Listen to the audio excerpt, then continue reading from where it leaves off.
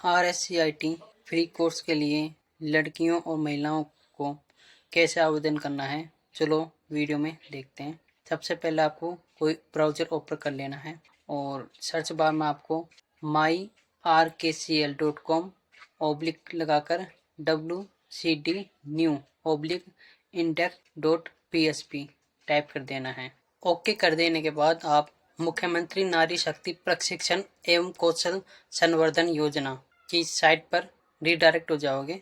आपको left side में जो स्टार्ट न्यू एप्लीकेशन शो हो रहा है, वहाँ पर जो नीचे to being with applicant enter the Jan Aadhaar number, तो यहाँ पर बॉक्स में आपको अपना जनाधार नंबर लगा देना है और नीचे जो कैप्चा दे रखा है वो फिल कर देना है आपको। और फिर थोड़ा नीचे स्क्रॉल करने पर आपको गेट डिटेल्स ऑप्शन शो होगा, उस पर आपको क्लिक कर देना है। जब आप उस पर क्लिक करोगे तो जनाधार में पंजीकृत जो सदस्य हैं उनका विवरण शो होने लग जाएगा। आपको सभी मेंबर दिखाई देने लग जाएंगे। तो जो भी मेंबर एलिजिबल होगा वो ग्रीन में और जो बाकी अनएलिजिबल होंगे वो रेड में आपको शो होंगे। तो आपको जो ग्रीन में शो हो रहा है उसके नीचे जो proceed for course selection option है उस पर क्लिक कर देना है। उस पर जब आप क्लिक करोगे एक OTP आएगा, वो OTP बॉक्स में आपको भरना है और सबमिट पर क्लिक कर देना है। आपके पास डिटेल वेरीफाइड का एक पॉपअप आएगा और उसमें लिखा होगा congratulations your detail has been successfully verified, और आपको रिडायरेक्ट कर दिया जाएगा आगे ऑनलाइन आवेदन फॉर्म पर। वहाँ पर आपको तीनों कोर्स दिखाई देंगे। तो आपको जो कोर्स सेलेक्ट करना है आपको देख लेना आप उसके लिए पात्र हैं या नहीं है।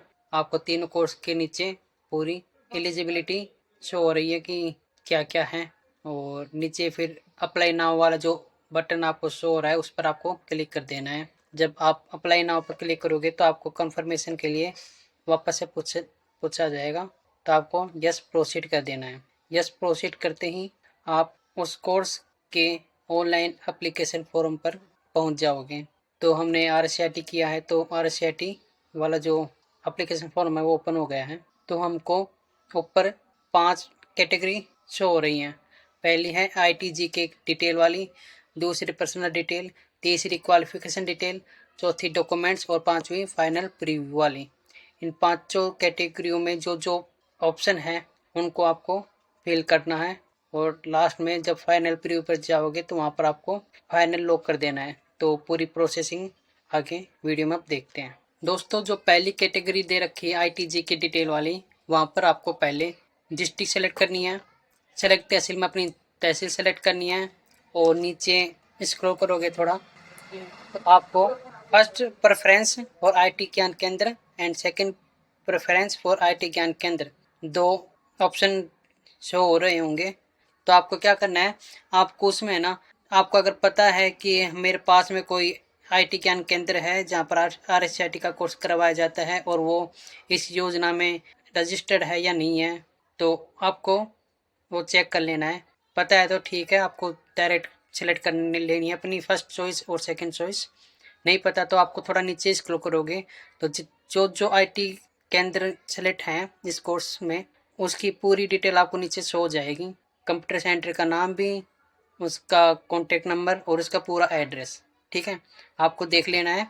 और देख लेने के बाद आपको अपना जो फर्स्ट प्रेफरेंस है और सेकंड प्रेफरेंस है आपको सेलेक्ट कर लेना है। तो जब आप दोनों सेलेक्ट कर लोगे तो आपको थोड़ा और नीचे स्क्रॉल करना है। तो आपने जो भी IT केंद्र सेलेक्ट किए हैं फर्स्ट चॉइस में और सेकंड में, तो उसकी आपको डिटेल्स हो जाने लग जाएगी। आपको वो देख लेनी है, चेक कर लेनी है और नीचे जो क्लिक है to confirm ITGK preference details वाला ऑप्शन है उस पर क्लिक कर लेना है। तो आपका जो पहली कैटेगरी दे रखी थी ITGK वाली उस पर चेक मार्क आ जाएगा और आप दूसरी जो कैटेगरी है उस पर रिडायरेक्ट हो जाओगे।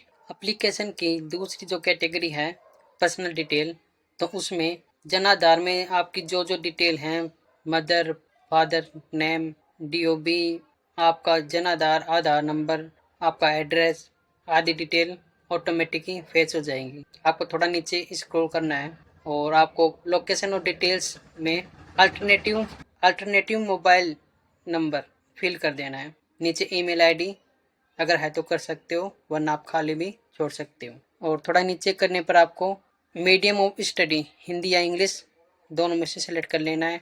अगर आप वॉयलेंस विक्टिम हैं तो यस कर देना है, वरना नो कर देना है। फीमेल रिजर्वेशन कैटेगरी में आपको ग्रेजुएट आंगनवाड़ी वर्कर हैं, साथी से रिलेटिव है या अदर है, आपको सिलेक्ट कर लेना है आपकी जो कैटेगरी है।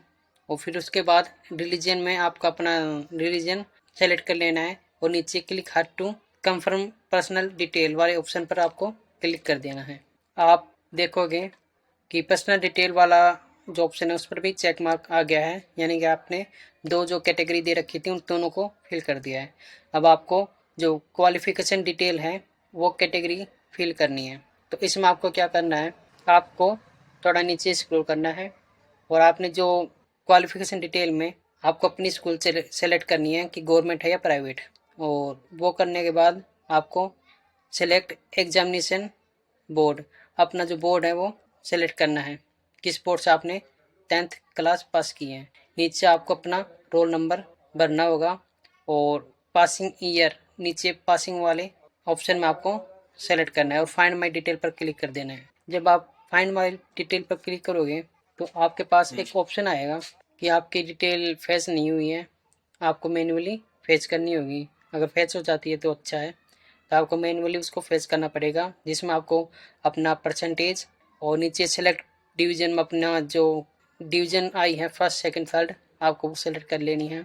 मंथ ऑफ पासिंग में आपकी मार्कशीट में जब नीचे नीचे आपकी पासिंग मंथ आपको शो हो रही होगी, आपको वो फिल कर देनी है। और नीचे आपको do you have graduation degree after 10th class, graduation कर रखी है 10th के बाद तो आपको यस कर देना है और click here to confirm education detail पर क्लिक कर देना है।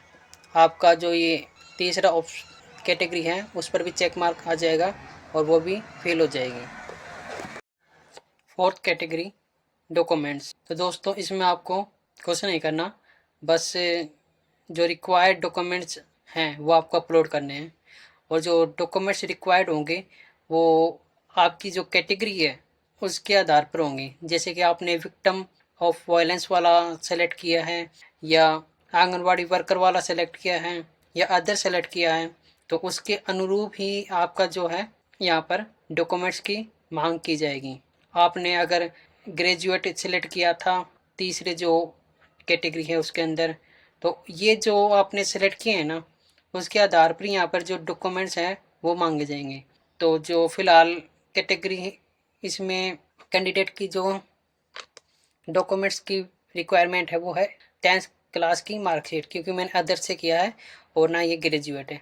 ठीक है, तो इसमें जो पहला जो डॉक्यूमेंट्स है वो है सिग्नेचर। आपको अपना एक सिग्नेचर कर लेना है, वो भी जेपीईजी फॉर्मेट में। ठीक है, और इसकी साइज आपको 3 KB से 50 KB के बीच रख ली है।